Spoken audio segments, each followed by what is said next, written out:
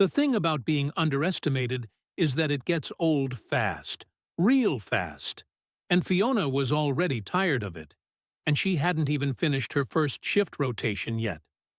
Outpost Helios 9 hung in the black like a rusted crown, all jutting spires and industrial grime, orbiting an asteroid field so dense it looked like someone had shattered a planet and forgotten to clean up the mess.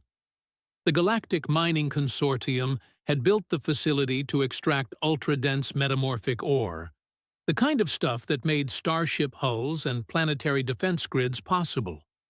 It was dirty work, dangerous work, and it paid well enough that species from across known space showed up to do it.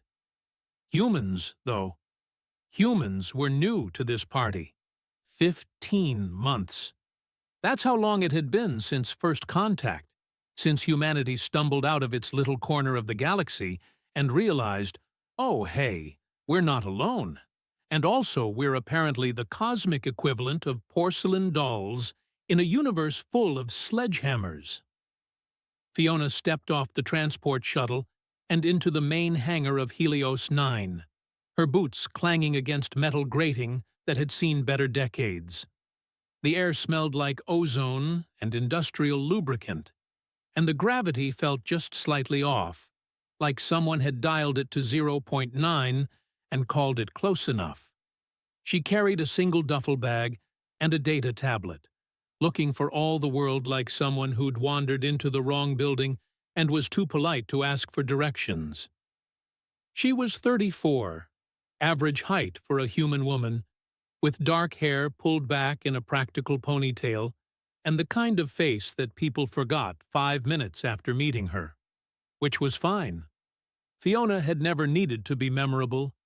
She just needed to be good at her job. "You're the human?"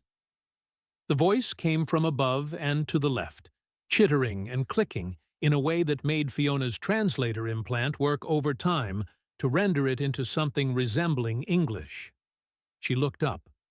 Colmex hung from an overhead support beam, his 6 limbs gripping the metal with casual ease. He was insectoid, all chitinous plates and compound eyes, about the size of a large dog if that dog had been stretched out and given too many joints. His exoskeleton gleamed a deep purple black under the hangar lights.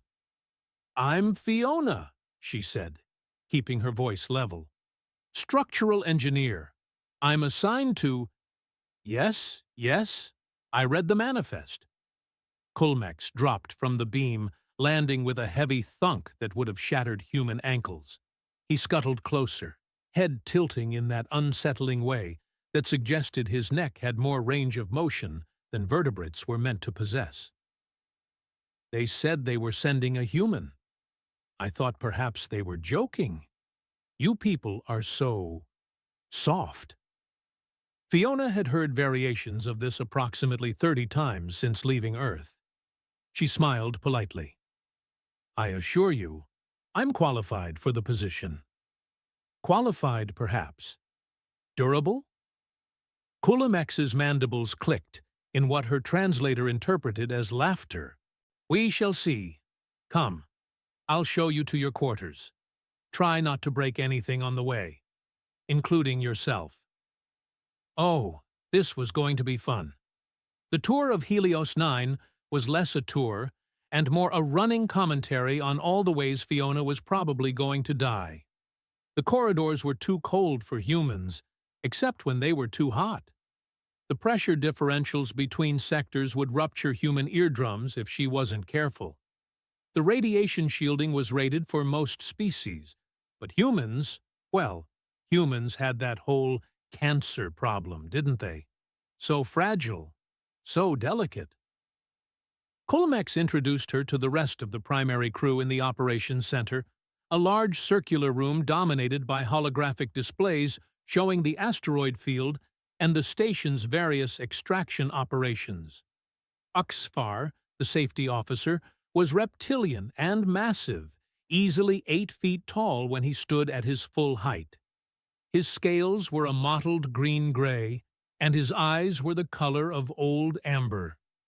He regarded Fiona with something that might have been concern, or might have been the way you'd look at a puppy that had wandered onto a highway. "A human," Uxfar said slowly, his voice a deep rumble. "I have read about your species. You require very specific environmental conditions to survive, yes? Temperature, pressure, atmospheric composition." "We're adaptable," Fiona replied. "Adaptable," Uxfar repeated, like he was testing the word. "Your bones are calcium-based, not carbon-reinforced. Your skin has no natural armor. You have no redundant organs. You can die from simple bacterial infections." "We invented antibiotics," Fiona pointed out. "Because you needed to," Colmex interjected, mandibles clicking again. "Your own planet tries to kill you constantly. What kind of death world produces a species so vulnerable?" Fiona didn't answer, mostly because she didn't have a good answer. Earth was a death world, that much was true. The galactic community had been horrified when they'd seen the survey data. Extreme temperature swings, aggressive microbiology, weather patterns that could level cities, tectonic activity. And humans had not only survived there, they'd thrived. But looking at human physiology on paper, it didn't make sense. Humans were soft, squishy. They broke easily. The galaxy had noticed. Horth, the geologist, didn't even look up from their workstation when Fiona was introduced. Horth was crystalline, their body a complex lattice of translucent mineral structures that refracted light in dizzying patterns. They communicated through vibrations that Fiona's implant rendered as a flat, emotionless monotone. "Human," Horth said. Acknowledged. "Do not touch my equipment. Your body temperature fluctuates too much. It will throw off my calibrations." "Noted," Fiona said. Colmex gestured to the holographic displays. "This is the heart of Helios 9. We extract ore from the asteroid field using a combination of precision plasma cutting and high-pressure hydraulic systems. The ore is ultra-dense, some of the hardest material in known space. We process it here, then ship it to manufacturing facilities across the sector." Fiona studied the displays, her engineer's mind already cataloging structural load points, potential failure vectors, safety margins. "What's the primary support structure made of?" "Titanium carbide alloy, reinforced with molecular bonding," Uxfar answered. "Rated to withstand 800 tons of pressure per support beam. We do not compromise on structural integrity." "Good," Fiona said. "Neither do I." Colmex's mandibles clicked again. "We shall see how long you last, human. Most of your kind request transfer within the first month. Too harsh, too dangerous, too uncomfortable."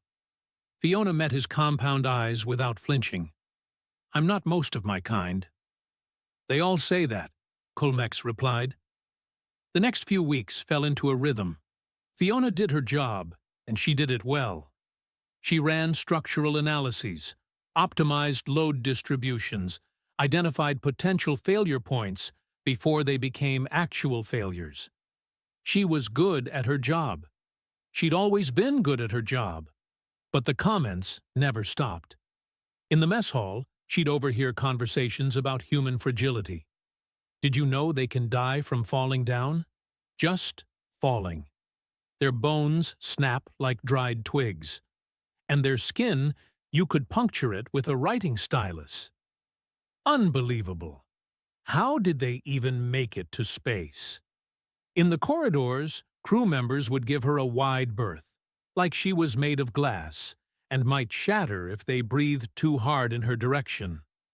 Colmex, to his credit, stopped making overt comments after the first week. But Fiona could see it in the way he double-checked her work, the way he assigned her to lower-risk tasks, the way he treated her like an intern instead of a qualified engineer. Uxfar was more direct. "I worry about you," he told her one day in the operations center. Your species is not meant for this environment. Perhaps a transfer to a research station would be more suitable? Somewhere safer? I'm fine, Fiona said. You say that, but your medical file indicates you have already requested additional heating in your quarters, supplemental vitamin supplements, and increased ration allocations. Your body is struggling. My body is adjusting, Fiona corrected.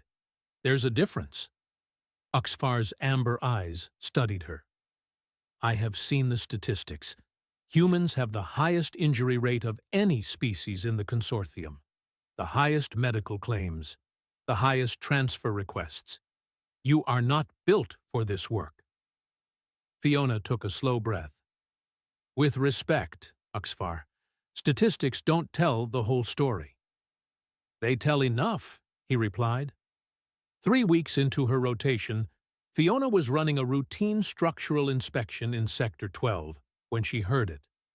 A sound that every engineer dreads, the kind of sound that turns your blood to ice and your brain into overdrive. Metal screaming. Not bending. Not flexing. Screaming. She was moving before her conscious mind caught up, her boots pounding against the deck plating as she sprinted toward the source. Her comm implant crackled to life. All personnel, emergency alert. Hydraulic failure in Sector 12. Extraction Bay 4. Repeat, hydraulic failure. Evacuate immediately. Fiona didn't evacuate. She ran toward it. The extraction bay was chaos. Alarms blared. Red emergency lighting strobed across the massive space. And in the center of it all, one of the primary hydraulic presses had torn itself apart. Fluid sprayed in thick black arcs, and the support beam, that beautiful titanium carbide alloy beam rated for 800 tons, had bent like someone had taken a giant invisible hand and twisted it. And beyond that beam, in the section it was supposed to be supporting, Fiona could see movement. Crew members. Trapped. Her comm crackled again. Sector 12 is compromised. Life support failure in the trapped zone. Oxygen supply limited. All rescue personnel to staging area. Fiona's mind raced, calculating angles, stress points, load distributions. The beam had to be straightened. Had to be. If it wasn't, the entire section would collapse, and everyone inside would be crushed or suffocated, whichever came first. She tapped her comm. This is Fiona. I'm in Sector 12. How many trapped? 12 crew members. Oxfar's voice came back, tight with stress. Including Coolmex. Fiona, evacuate now. The structure is unstable. How long do they have? A pause. 40 minutes of oxygen, maybe less. What's the plan? We're bringing in heavy machinery to stabilize the beam, but it will take time to maneuver it into position. 90 minutes, minimum. 90 minutes. 40 minutes of air. The math didn't work. Fiona stared at the bent beam, her mind turning over possibilities, discarding them, finding new ones. Portable hydraulic tools? Too slow to set up. Plasma cutters? Too risky. Might compromise the structure further. Manual manipulation? Impossible. The alloy required thousands of pounds of force to bend. Thousands of pounds. Her comm crackled. Fiona, I'm reading your vital signs. Your heart rate is elevated. You need to evacuate. Now. She didn't respond. She was too busy staring at her hands. Soft hands. Weak hands. Human hands. Fiona smiled, and it wasn't a nice smile. It was the smile of someone who'd been underestimated one too many times and was about to make a point. Oxfar, she said into her comm, her voice calm. I need you to pull up the structural data on that beam. Exact composition, current temperature, and the precise angle of deformation. Why? Fiona, what are you? Just do it, please. A pause, then data flooded her tablet. She studied it, her smile widening. Fiona, Uxfar said slowly. What are you planning? She set down her tablet, rolled her shoulders, stretched her fingers. Something stupid, she said, or something brilliant. Honestly, it could go either way. And then she started walking toward the beam. The thing about adrenaline is that it's a liar, a beautiful, useful, absolutely insane liar that convinces your body it can do things that should be physically impossible. Fiona had read the studies back on Earth, the cases of parents lifting cars off trapped children, of people breaking down doors that should have required battering rams, of human bodies temporarily overriding every safety limit evolution had carefully installed. Hysterical strength, they called it. Emergency override, the body's last-ditch effort to survive. Fiona had never needed it before. She'd lived a pretty calm life, all things considered. Engineering school, a few years working on orbital construction projects, then the application to the consortium. No car accidents, no burning buildings, no moments of desperate, impossible need. Until now. Fiona, stop.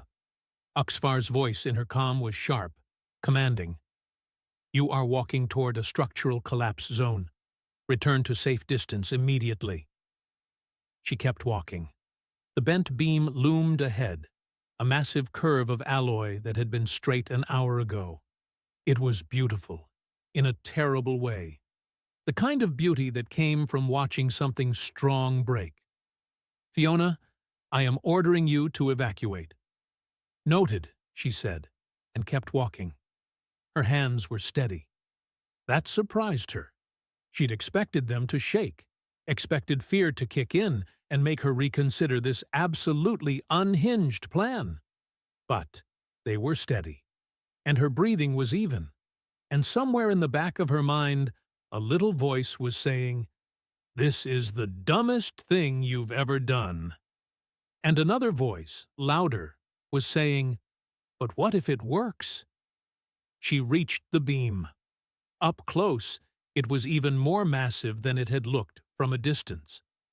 The alloy was warm under her palm, still radiating heat from the hydraulic failure. She could feel the molecular structure through her fingertips, could almost sense the stress points where the metal had been forced past its tolerance. Fiona. Colmex's voice now, crackling through the comm from the trapped section. What are you doing? My job, she said simply. Your job is not to commit suicide by structural collapse. Good thing that's not what I'm doing, then. She positioned herself at the optimal leverage point, the place where the beam had bent most severely. Her boots found purchase on the deck plating. Her hands gripped the alloy, fingers spreading wide to distribute pressure. In the operations center, she knew, they were watching her on security feeds, probably thinking she'd lost her mind, probably already writing the incident report. Human engineer suffers psychological break. Attempts to manually manipulate support beam, dies instantly when structural integrity fails. Cause of death. Stupidity. Fiona took a breath. Then another. Then a third, deep and slow, filling her lungs completely. And then she pushed. Nothing happened. Well, that wasn't quite true. Her muscles engaged, her tendons pulled taut, her bones provided leverage. But the beam didn't move, didn't even flex. It just sat there, bent and immovable, mocking her. Fiona, please, Uxfar said, and there was something in his voice that might have been genuine concern. You cannot move that beam. It requires 12,000 pounds of force. You are human. You are not capable of... She pushed harder. Her heart rate spiked. She could feel it hammering against her ribs, feel her blood pressure climbing, feel every muscle fiber in her arms and shoulders and back and legs firing in concert. The human body, she'd learned in school, typically only uses about 30% of its muscle capacity during normal activity. Safety margin. Protection against tearing tendons, snapping bones, destroying itself in pursuit of a goal. But that safety margin could be overridden. The beam shifted. Just a fraction of an inch, barely perceptible, but Fiona felt it. Felt the alloy begin to yield under her hands. In the operations center, someone made a sound that the translator couldn't quite render. Shock, maybe. Disbelief. Fiona gritted her teeth and pushed harder. Her vision started to narrow at the edges, her body redirecting blood flow to essential systems. Her hands ached, then burned, then went past burning into something that felt like her palms were being flayed. She could feel her muscles tearing microscopically, feel her bones creaking under the load, feel every nerve ending screaming at her to stop. Stop. You're going to break yourself. Stop. She didn't stop. The beam moved. Slowly, impossibly, the alloy began to bend back toward its original position. Inch by inch, degree by degree, Fiona forced the metal to obey. "That's not possible," Horth's flat monotone came through the comm. "Human muscle tissue cannot generate sufficient force. The mathematics do not support this." "Tell that to the beam," Fiona gasped out, and pushed harder still. Her hands were bleeding now. She could feel it, warm and slick against the alloy. Her shoulders felt like they were being pulled out of their sockets. Her legs trembled with the effort of keeping her stable, of providing a foundation for the force she was generating. But the beam was moving. In the trapped section, Kulmex had gone silent. The entire comm channel had gone silent, actually. Everyone was watching, and no one knew what to say. Fiona's world had narrowed to three things: the beam, her hands, and the burning need to move one with the other. Nothing else existed. Not the pain, not the impossibility, not the voices in her head saying, "This will kill you." Maybe it would, but 12 people would live. The math worked now. She pushed, and the beam bent, and somewhere in her body, something gave way. She felt it pop, felt a tendon or ligament or something decide it had had enough. Her left shoulder erupted in white-hot agony. Fiona screamed, not a scream of defeat, but of rage, of defiance, of a human body being pushed past every reasonable limit and deciding that reasonable was for people who weren't trying to save lives. And the beam snapped back into position. Not perfect, not exactly where it had been before the failure, but close enough, stable enough. The structure stopped groaning, stopped threatening to collapse. Fiona let go and staggered backward, her legs barely holding her upright. Her hands were a mess, blood dripping from torn skin. Her left arm hung at a wrong angle. Her entire body shook like she'd been electrocuted. But the beam was straight. "Structural integrity restored," Horth's voice said, emotionless as ever. "Rescue teams can now safely enter the compromised section." Fiona heard boots on deck plating, heard voices shouting orders, heard the organized chaos of a rescue operation kicking into high gear. She slid down against a wall, her legs finally giving out, and sat there watching her blood drip onto the floor. Her comm crackled. "Fiona." Uxfar's voice was strange, tight. "Medical team is en route to your position. Do not move." "Wasn't planning on it," she mumbled. "What you just did was—" He trailed off. "I do not have words." "Stupid," Fiona offered. "Reckless, medically inadvisable." "Impossible," Uxfar said quietly. "You did something impossible." Fiona laughed, and it hurt, and she didn't care. "Yeah, well, humans are good at that." The rescue took 20 minutes. They pulled all 12 crew members out of the compromised section, alive and uninjured. Colmex emerged last.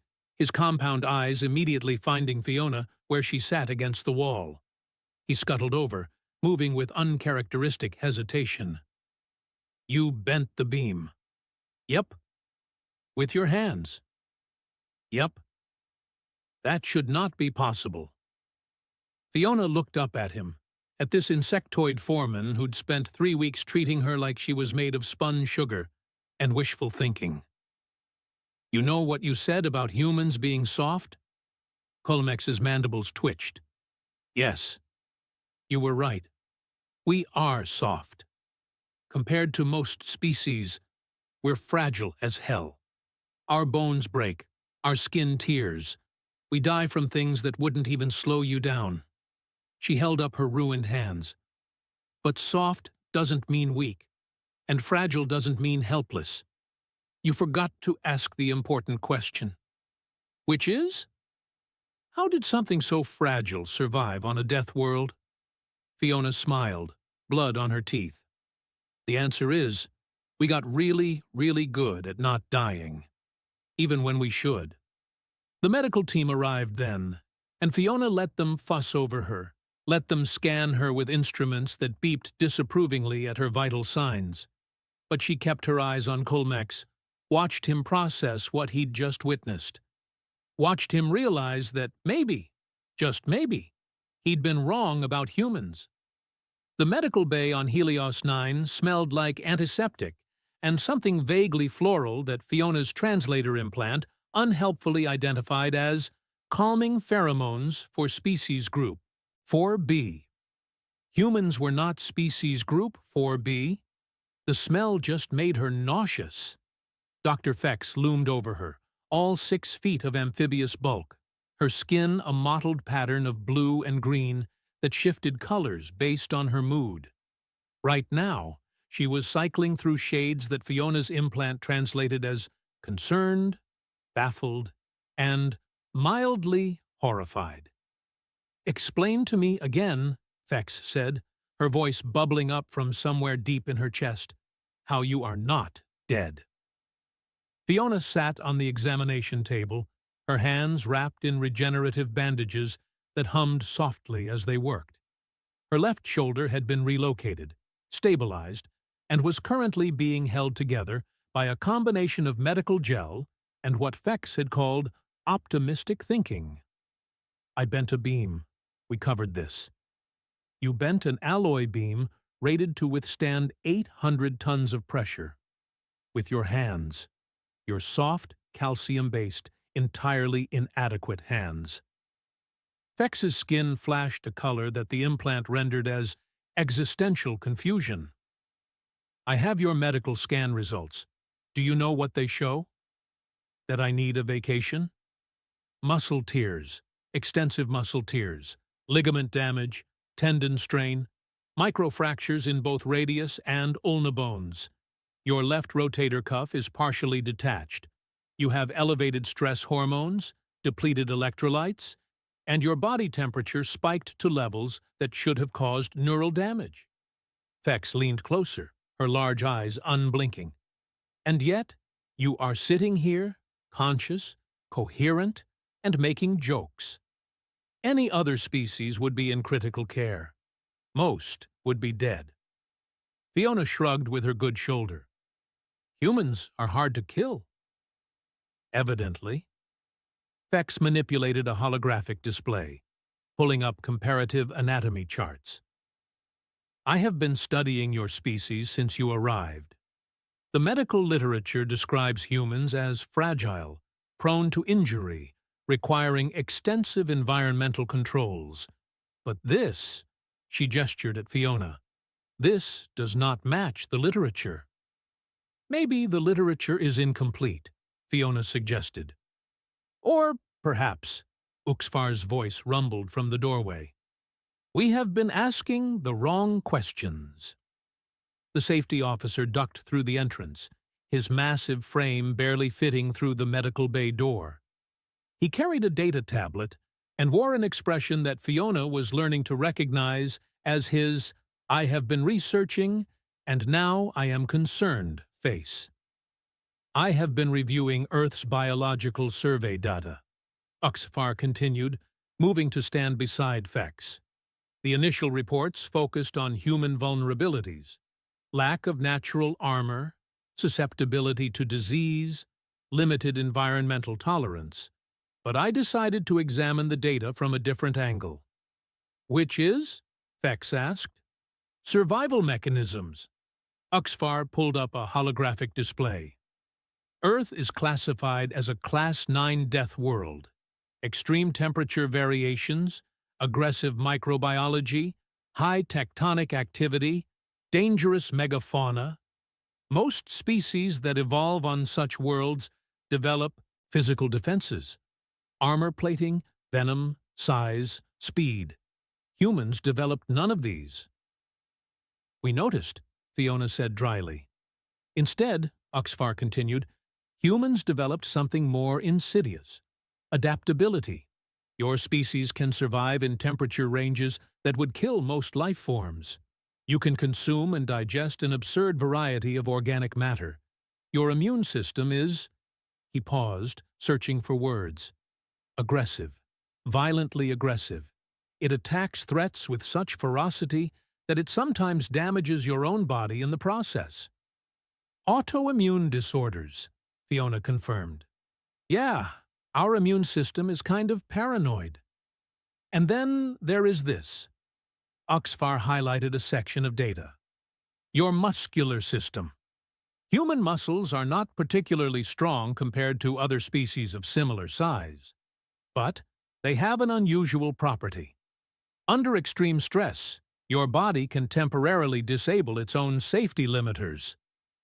Fex's skin flashed bright orange. That is suicidal. Safety limiters exist to prevent self-destruction. For most species, yes, Uxfar agreed, but humans evolved on a world where sometimes self-destruction was preferable to being destroyed by something else. Your bodies learned to make that calculation. Tear a muscle now, or be eaten by a predator. Break a bone now, or fall to your death. Damage yourself now, or watch your offspring die. Fiona felt something twist in her chest. She'd never thought about it that way. Never considered that her body's ability to push past pain, past exhaustion, past every screaming warning sign, was a feature, not a bug. A survival mechanism honed over millions of years of living on a planet that wanted her ancestors dead. There is a term in your medical literature, Uxfar said quietly. Hysterical strength. The ability of humans to perform feats of strength far beyond their normal capacity during life-threatening situations. Mothers lifting vehicles off trapped children. Individuals breaking through doors or moving debris that should require machinery. It is documented, repeatable, and entirely unique to your species. How unique? Fex asked. I have found no equivalent in any other known species. Most biological systems cannot override their safety limiters without external chemical intervention. Humans do it naturally, instinctively, when the situation demands it. Uxfar looked at Fiona. You bent that beam because your body decided that bending the beam was more important than preserving itself. It made a choice. I made a choice, Fiona corrected. Did you? Uxfar tilted his head. Or did millions of years of evolution make it for you? Did your conscious mind decide to risk permanent injury? Or did your hindbrain, the ancient part that remembers running from predators and fighting for survival, simply take over and do what needed to be done? Fiona didn't have an answer for that. She remembered the moment, remembered the decision to push. But the actual act of bending the beam was fuzzy, like her body had been on autopilot, running programs written long before she was born. There is more, Uxfar continued. Human bone structure.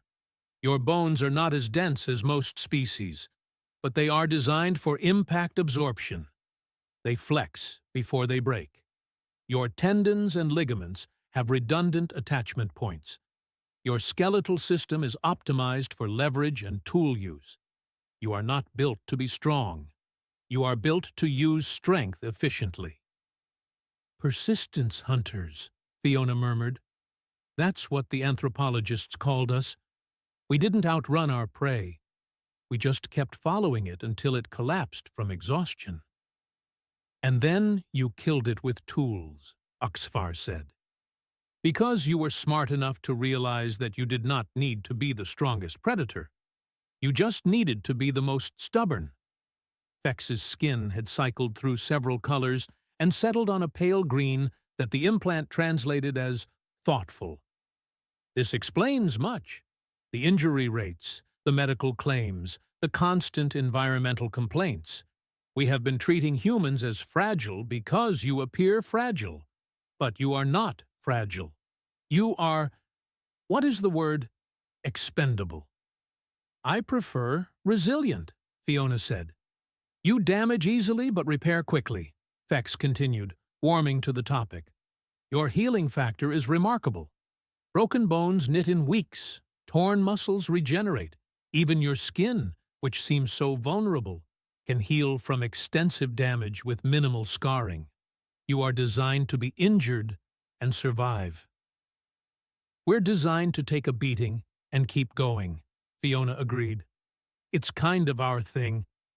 The medical bay door opened again, and Kulmex scuttled in, his movements uncharacteristically hesitant. He'd been quiet since the rescue, and Fiona had assumed he was processing. Turned out she was right. I owe you an apology, Kulmex said without preamble.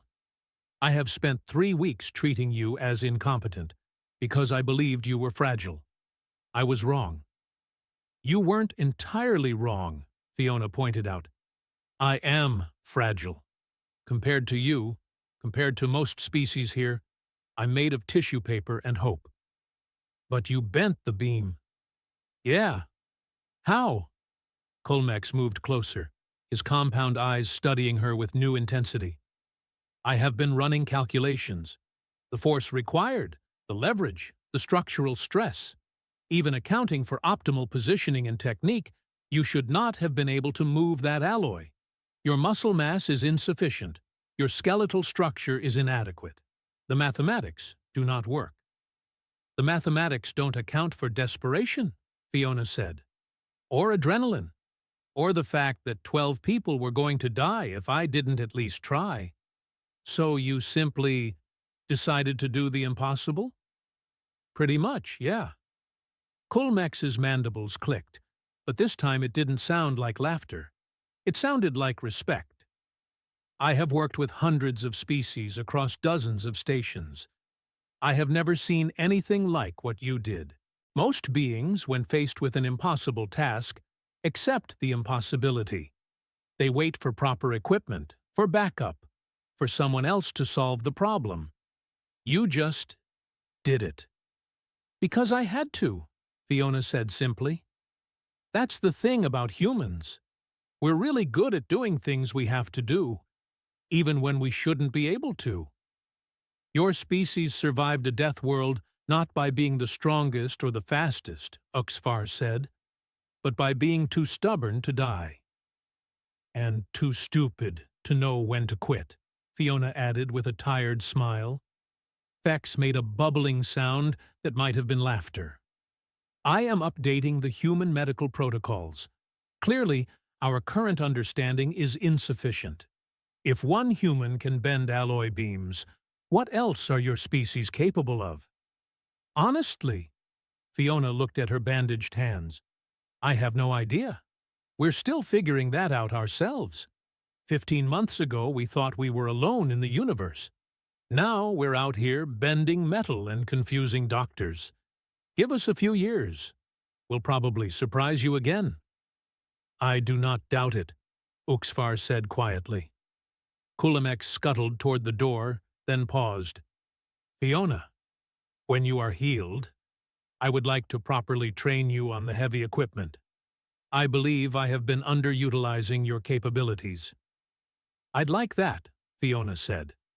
After they left, Fex continued her examination, muttering to herself about human physiology and impossible feats.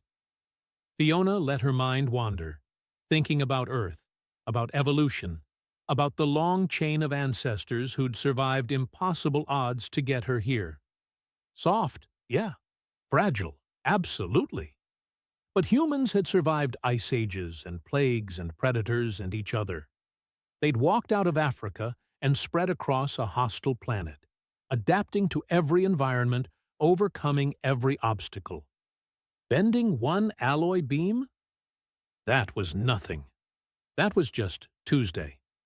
Except it wasn't, because Fiona had just remembered she wasn't supposed to think about days of the week, and now she was too tired to care. 6 weeks later, Fiona stood in the operations center watching a cargo manifest scroll across her display, and the universe felt different. Not physically different. The station still hummed with the same industrial rhythm, still smelled like ozone and lubricant, still had gravity that felt just slightly wrong. But the atmosphere had changed. The way people looked at her had changed. The way they looked at all humans had changed. Word had spread.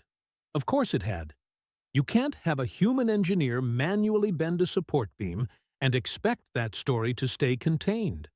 It had rippled out through the consortium network like a shockwave, getting embellished and exaggerated with each retelling until Fiona had heard a version where she'd apparently lifted an entire section of the station with her bare hands while fighting off a plasma fire.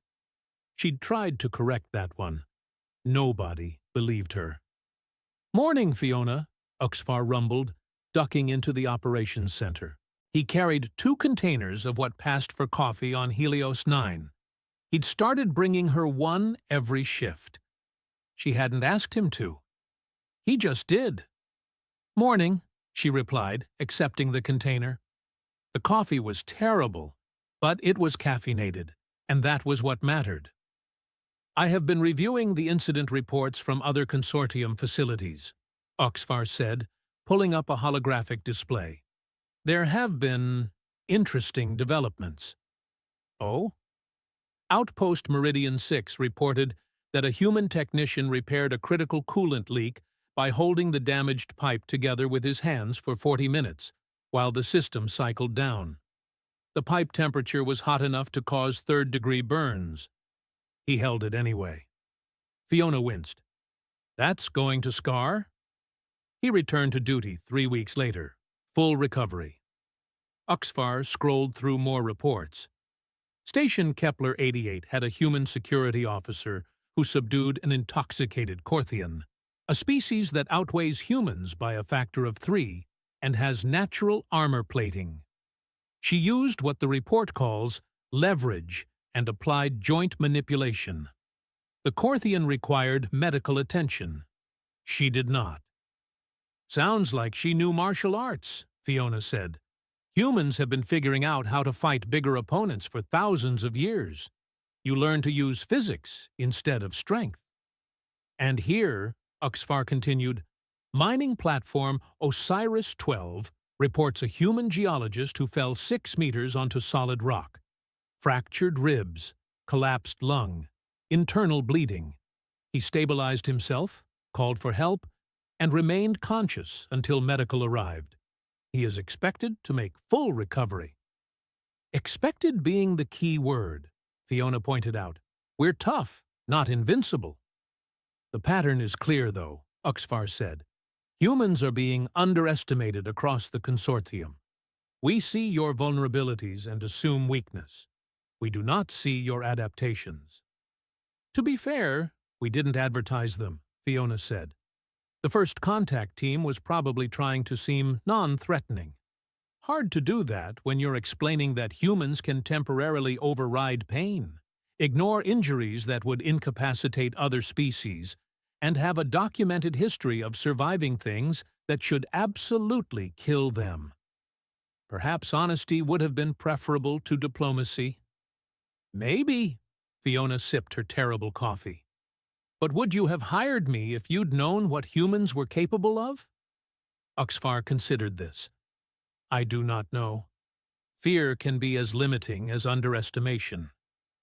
The operations center door opened, and Kulmex scuttled in, followed by Horth's crystalline form refracting the overhead lights into rainbow patterns. They'd all fallen into a routine over the past weeks, a functional working relationship built on mutual respect instead of assumptions. "Fiona," Kulmex said, his mandibles clicking in what she'd learned was his version of a smile. "I have a task that requires your particular expertise." "Which is?" "We have a seized hydraulic coupling in Sector 8. It requires significant force to break free, but the space is too confined for heavy equipment. I estimate it needs approximately 800 pounds of rotational torque." Fiona raised an eyebrow. "And you want me to?" "Apply human stubbornness to the problem," Kulmex said. "I have learned that this is often more effective than proper tools." She laughed. "I'll take a look. But I'm bringing proper tools as backup. I'm tough, not magic." "The distinction is becoming less clear," Horth observed in their flat monotone. The rest of the shift passed in comfortable productivity. Fiona had been promoted to Assistant Operations Manager 2 weeks ago, a position that came with more responsibility and significantly more respect. She'd earned it, not through bending metal, but through consistent competence and the kind of problem-solving that came from growing up on a planet that constantly tried to kill you. Humans, it turned out, were very good at creative solutions. When you couldn't rely on being the strongest or the fastest, you learned to be the smartest, or at least the most creative. Sometimes, those were the same thing. The shift was ending when the transport shuttle arrived. Fiona was reviewing the next rotation's schedule when Kulmex's voice crackled over the comm. "Fiona, you have a visitor." She looked up from her display. "A visitor?" "Family, according to the manifest. He is waiting in the hangar." Family. Fiona's heart did a complicated thing in her chest, somewhere between excitement and dread. She made her way to the hangar, her boots ringing against the deck plating, and found him standing next to his duffel bag, looking around with wide eyes. Liam was smaller than Fiona, which was saying something because Fiona wasn't particularly tall. He had the same dark hair, the same unremarkable features, the same tendency to look like he'd wandered into the wrong place. He was 26, worked as a structural specialist on lunar construction projects, and had apparently decided to transfer to Helios 9 without telling her. "Surprise!" he offered when he saw her. Fiona hugged him, careful of her still-healing shoulder. "You're an idiot. What are you doing here?" "Heard my big sister was out here bending metal and terrifying aliens. Figured I'd come see what all the fuss was about." He grinned.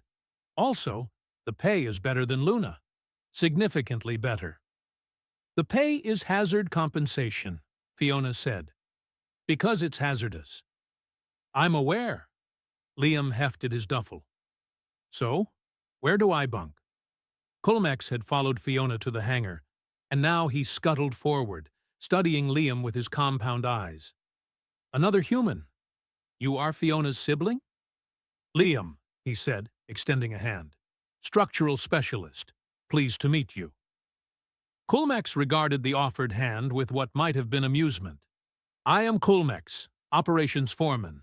I must warn you, your sister has set a very high standard for human performance. There are expectations now."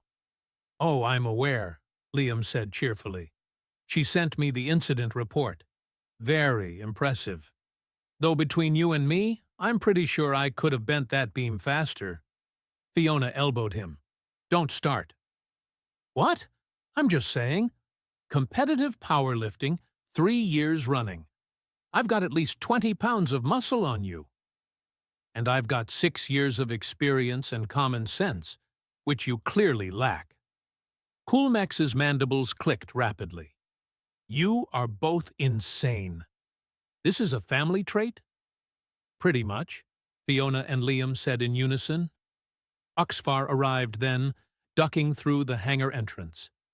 He studied Liam with his amber eyes, and Fiona could practically see him running calculations, assessing threat levels, updating his understanding of human capabilities. Another human, Uxfar said slowly. How many of you are there? On Earth? About 11 billion, Liam said. In the consortium? Maybe a few thousand so far, but we're expanding. Humans are good at that. Expanding, adapting, showing up in places and making them work. I am beginning to understand this, Uxfar said. Kulmex gestured toward a cargo container sitting near the shuttle, the kind that usually required two of his species to move. Liam, that container needs to be relocated to Storage Bay 3. Can you? Liam walked over, assessed the container, found the handholds, and lifted. Not easily, not without effort, but he lifted it, carried it, set it down where Kulmex had indicated. The hangar went very quiet. Right, Liam said, dusting off his hands. What else needs moving? Kulmex's mandibles had stopped clicking. Uxfar's amber eyes were very wide. Fiona tried not to smile and failed completely. I believe, Uxfar said carefully, that we need to revise our understanding of human capabilities. Again. Probably, Fiona agreed. We're still figuring ourselves out, honestly. 15 months in space isn't a lot of time to establish baselines. How strong are humans? Kulmex asked, and there was something in his voice that might have been concern, or might have been fascination, or might have been both.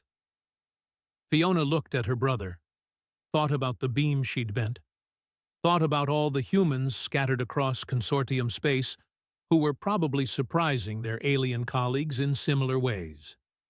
Thought about Earth, about evolution, about millions of years of survival against impossible odds. Strong enough, she said finally. We're strong enough. And in the hangar of Outpost Helios 9, surrounded by species from across the galaxy, two humans stood and smiled, because they knew something the rest of the universe was just beginning to learn. Humans looked soft. Humans looked fragile. Humans looked like they shouldn't have survived their own planet, let alone made it to the stars. But looking soft and being weak were two very different things, and the galaxy was learning that lesson one bent alloy beam at a time.